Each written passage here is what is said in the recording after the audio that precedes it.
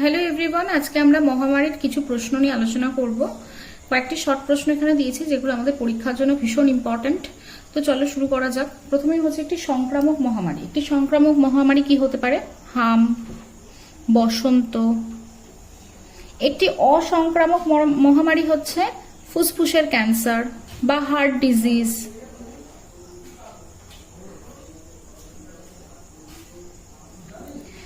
Malaria কথার অর্থ কি? খারাপ বায়ু বা ব্যাড এয়ার। প্লেগ রোগ কিসের মাধ্যমে সংক্রমিত হয়? ইঁদুর।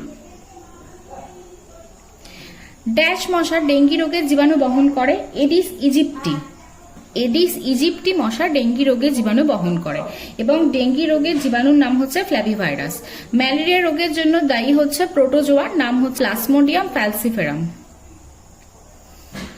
কালাজ্বরের অপর নাম হচ্ছে দমদম জ্বর। লিসমেনিয়া নামক মাছির সংক্রমণে কালাজ্বর হয়। ডায়রিয়া কথার অর্থ হচ্ছে প্রবাহিত হওয়া। যক্ষ্মা একটি ব্যাকটেরিয়া ঘটিত রোগ।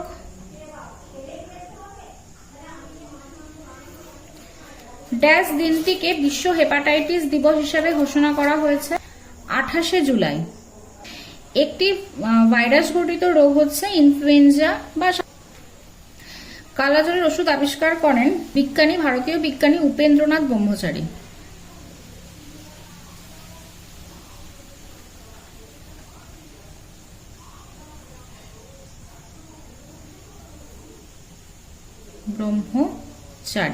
স্মল পক্সের টিকা আবিষ্কার করেন বিজ্ঞানী এডওয়ার্ড জেনার।